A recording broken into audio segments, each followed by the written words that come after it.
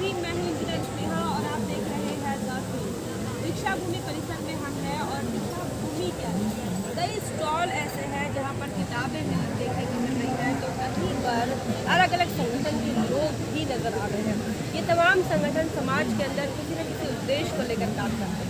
लेकिन सबसे अचरज की बात हमें ये तब लगी जब हमने देखा कि यहाँ पर प्रजापति गौतमी एजुकेशन फाउंडेशन करके यह एक स्टॉल नज़र आया। और आपको हम दिखाएंगे तमाम चीज़ें, तस्वीरें भी हैं, आप जो है पीछे देख सकते हैं। तो प्रजापति गौतमी जो है ये तथागत गौतम बुद्ध की या फिर सिद्धार्थ की हम कह सकते हैं, सिद्धार्थ की ये माता जी भी कहिए या मौसी कहिए, जिन्होंने उन्हें पाल पोस कर बड़ा किया, तो उनके नाम से ये संगठन है। और इसका जो टैगलाइन है, स्त्रीत्व से मनुष्यत्व की तरफ, ये भी एक टैगलाइन बड़ी खास लगी और बहुत स्पेशल लगी है। तो इसीलिए हम जानना चाह रहे थे, हमें भी कुतूहल लगा कि एक्चुअली यह संगठन किस लिए काम करता है और किस प्रकार से समाज को प्रजापति गौतमी से जो रूबरू आप करवा रहे हैं। तो सबसे पहले तो मैं जानना चाहूँगी कि आपका नाम क्या है, क्योंकि मैंने आपका नाम भी नहीं पूछा था। मैं टिप्पुनी विजया मैत्री हूँ और आप फाउंडर हैं? Yes, Mahaprajapati Gautami educational foundation के हम फाउंडर हैं। और मेरे साथ में और एक भिक्कुनी है, भंते सुनीति भिक्कुनी, दोनों डायरेक्टर हैं। और 1.5 साल हो चुका है इस संस्था को रजिस्टर्ड करें। वैसे पहले भी हम लोग भिक्कुनी संघ के लिए काम करते रहे हैं, लेकिन संस्था के तहत अभी इन 1.5-2 साल में हम लोग एक अलग मिशन को लेके चल रहे हैं कि हमने देखा समाज में जहाँ भी हम जाते हैं तो लोग कहते थे कि भारत में भिक्खुनियाँ नहीं। हाँ, एक तो भिक्खुनियाँ नहीं है ये बोलते थे, और दूसरी बात ये कि महाप्रजापति गौतमी के बारे में भी कोई नहीं जानता था। बहुत सारे लोगों को संघमित्रा का नाम पता था कि हाँ, भिक्कुनी संघमित्रा भारत में हुई है, सम्राट अशोक की बेटी थी और उन्होंने श्रीलंका में जाकर भिक्कुनी संघ का निर्माण किया।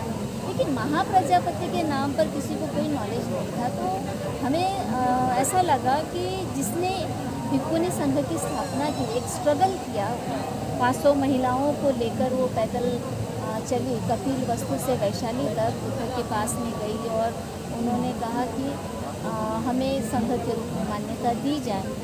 तो उस स्ट्रगल का कहीं कोई ऐतिहासिक नामो निशान नहीं मिलता है, उनका नाम कहीं जानबूझकर ख़त्म किया गया है। तो हमें ऐसा लग रहा था कि ये नाम जन जन तक पहुँचे, जिसने इसका शुरुआत किया है ना, एक स्ट्रगल किया है, उसको उसका क्रेडिट मिलना चाहिए।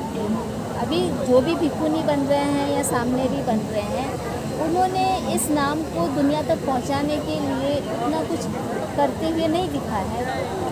हालांकि उन्होंने अपने विहारों के नाम रखे होंगे, लेकिन उनके कार्यों को नहीं पहुंचाया। तो उनके कार्यों को भी पहुंचाना था और उनके नाम के तौर पर समाज के अंदर वो अभी तक प्रस्तुत नहीं हो पाए। हाँ, तो और ये भी हमने देखा कि महाप्रजापति गौतमी के बारे में जो अन्य लोग हैं जैसे भिक्खु वगैरह हैं, तो ये उन्हें सम्मान की दृष्टि से नहीं देखते हैं। ज़्यादातर लोग यही बोलते हैं कि महाप्रजापति ने जब भिक्कुनी बनने की इच्छा जाहिर की तो बुद्धा ने मना कर दिया था। तो उनको उस दृष्टि से नहीं देखा जाता। उनको लगता है कि वो नहीं चाहते थे और इन्होंने संघ बनाया तो वो सम्मान के काबिल नहीं। तो हमारा 3 मकसद रहा। एक तो महाप्रजापति गौतमी का नाम जन जन तक पहुँचे, उनके कार्यों का लेखा जोखा लोगों को पता चले और लोग उनको सम्मान की नज़र से देखें। ये मेन कारण होने की वजह से हमने इस फाउंडेशन का नाम महाप्रजापति रखा। लेकिन उसमें हमने एजुकेशनल वर्ड जो जोड़ा है वो भी इम्पोर्टेंट है, क्योंकि हम समझते हैं कि बुद्धा ने जो धम्म दिया है वो एक एजुकेशन सिस्टम है। उन्होंने नैतिक शिक्षा का पाठ पढ़ाया है। उसको अदरवाइज लेते हैं, शिक्षा के अलावा अगर कुछ और दृष्टिकोण से लेते हैं तो वो धर्म की कैटेगरी में चला जाता है। जैसे कि बाबा साहब ने धर्म और धम्म में अंतर बताया। और बुद्धा ने अपने शिक्षाओं को प्रसारित करने के लिए संघ का निर्माण किया था। तो हम ये चाहते हैं कि महाप्रजापति गौतमी एजुकेशनल फाउंडेशन के माध्यम से बुद्ध की शिक्षाओं का प्रचार प्रसार हो, इसलिए वहाँ पर हमने ये एजुकेशनल वर्ड किया। तो इस संगठन के माध्यम से क्या भिक्षुणी संघ का जो है एक्सपांशन हो रहा है, इसमें बढ़ोतरी हो रही है? क्या महिलाएं जो है वो स्वयं होकर ऐसे सामने आ रही हैं कि आने वाले समय में इस धम्म का प्रचार हो और बुद्धा के जो विचार है वो पुनर्स्थापित हो? तो ऐसा कुछ पहल आपने? बिल्कुल, हमारे कुछ प्रोग्राम इसके तहत हुए हैं। हमने 3-4 ऐसे भिक्षुणियों के ट्रेनिंग प्रोग्राम किए हैं। हमारे साथ में जो सामने रिया या भिक्षुणियाँ हैं, लगभग 40 के करीब को भी सामनेरी और भिक्षुणियाँ इस प्रशिक्षण का भाग बनी हैं। अलग अलग जगह पर हुए हैं प्रशिक्षण, नागपुर में हुआ है, आगरा में हुआ है।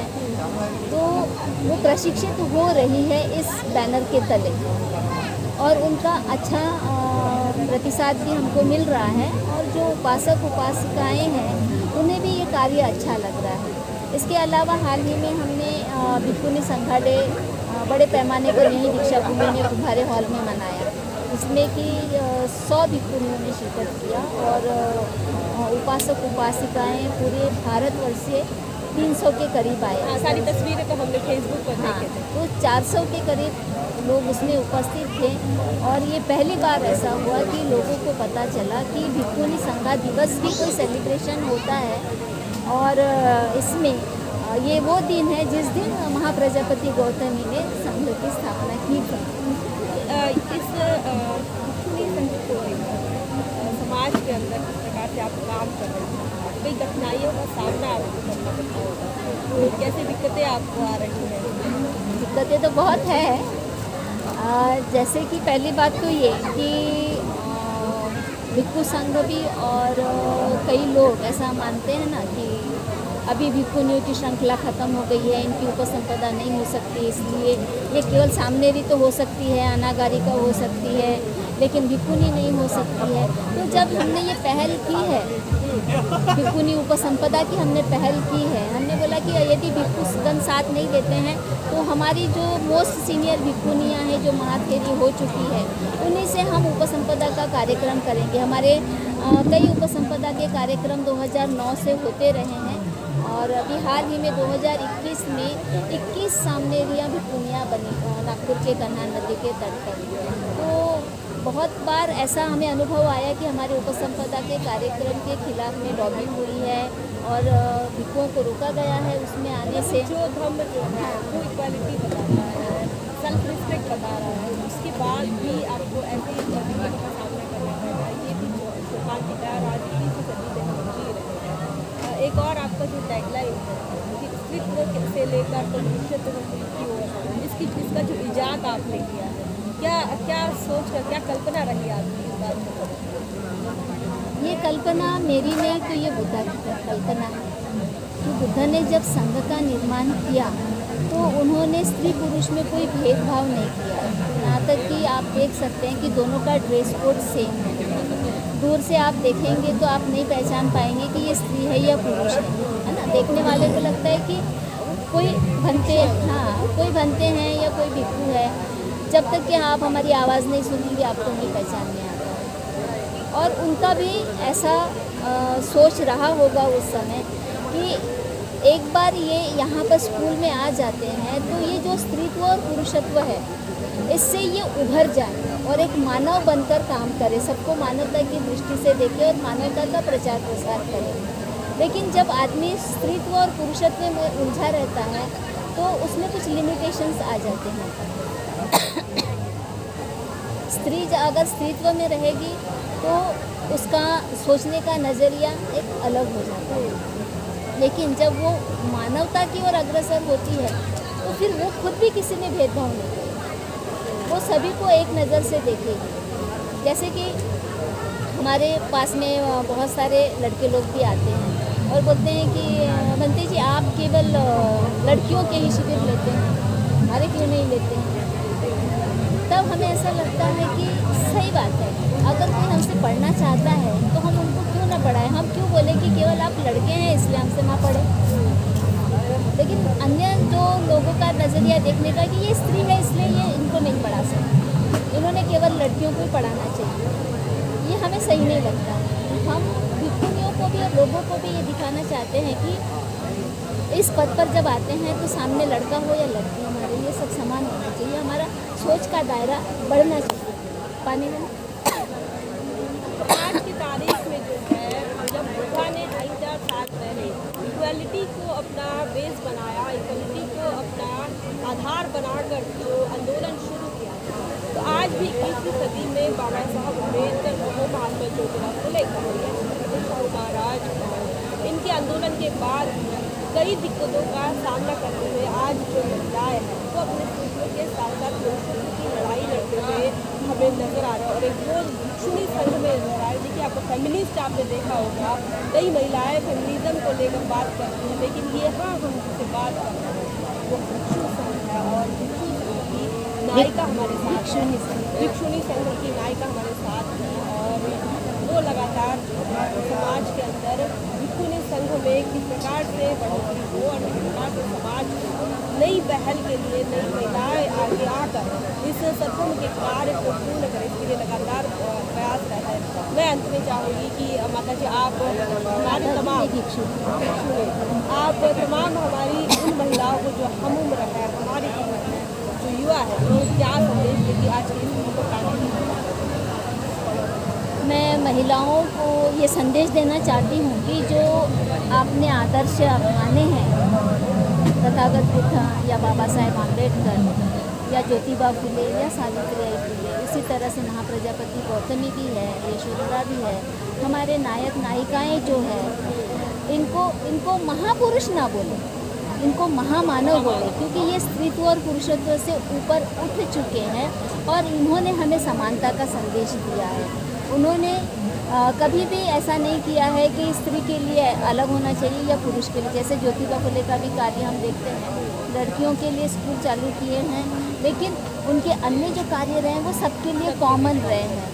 तो और जो कन्फ्यूज़न है, बहुत सारा कन्फ्यूज़न है महिलाओं को, तो उन्होंने उन कन्फ्यूज़न को ज्ञान लेकर दूर करना चाहिए। अधिक से अधिक जो बाबा साहब का बताया हुआ धम्म है, जो सही धम्म है, उस धम्म को उन्होंने पढ़ना और समझना चाहिए, क्योंकि अभी बहुत नए नए तरह के विचार आ रहे हैं जिससे कि कन्फ्यूज़न बढ़ रहा है, उसको दूर करना चाहिए। अपनी सत्सद विवेक बुद्धि का इस्तेमाल करना चाहिए। और इसके लिए बुद्ध ने बड़ा अच्छा एक सूत्र दिया है, केसमुक्ति सूत्र कहते हैं, जो कालामों को दिया हुआ उपदेश है, उसको अवश्य पढ़ें, उसको समझें और अपने कन्फ्यूजन्स को दूर करें।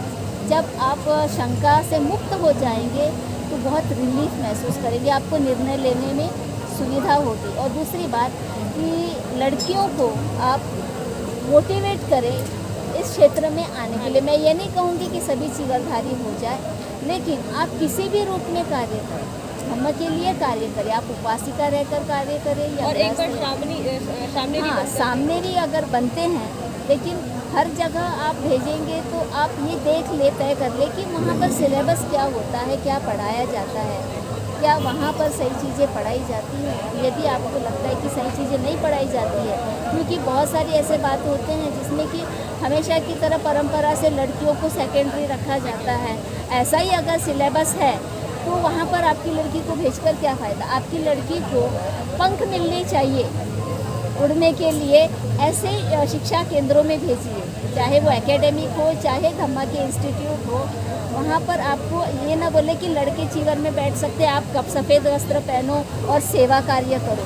सेवा कार्य तो हमेशा से करती रही है लड़कियाँ, लेकिन उसको ज्ञान लेकर उड़ने के लिए सिखाओ, उसको मोटिवेट करो। खतरा तो हर जगह होता है, खतरा कहाँ नहीं है, हमारे अपने घर में भी खतरा है। मृत्यु तो कहीं भी आती है, खतरे कहीं भी आते हैं। खतरे के डर से लड़कियों को घर में बंद करके मत रखो। तो बहुत अच्छा संदेश यहाँ पर भिक्षुनी इन्होंने दिया है। और इनका ये मानना है कि समाज के अंदर जो संरचना है, जिसमें एक पुरुषत्व की और स्त्रीत्व की जो मानसिकता है, जिसके तहत लगातार जो है एक दूसरे के साथ समानता का व्यवहार होता है, उसके खिलाफ उन्होंने जंग छेड़ दिया। मैं यही कहूँगा, आपको लग रहा होगा कि ये जो भिक्षुनी संघ है और उसको लेकर आप जंग कर रहे हैं, तो मैं जंग ये कह रही हूँ क्योंकि ये विचारों की जंग है। और विचारों के अंदर विचारों को ताकतवर और मजबूत बनाने का इन्होंने ठाना है। और इसी को लेकर प्रजापति गौतमी एजुकेशन फाउंडेशन जो है लगातार काम कर रहा है। अगर आपके आसपास आप चाहते हैं इनसे संपर्क करना तो इनका कॉन्टैक्ट को जरूर देंगे। और आप जरूर, अगर आप महिला हैं तो जरूर इस संगठन से जुड़िए और एक बार श्रावण और सामने होकर अपने जीवन को व्यतीत करके देखिए, एक बार नियमों को बंद कर देखिए, एक बार हम को समझ कर देखिए। इस संदर्भ में आपका क्या ख्याल है, आप क्या सोचते हैं, कमेंट सेक्शन में जरूर बताएं। बने रहे दर्पण पर। जय भीम, जय भारत।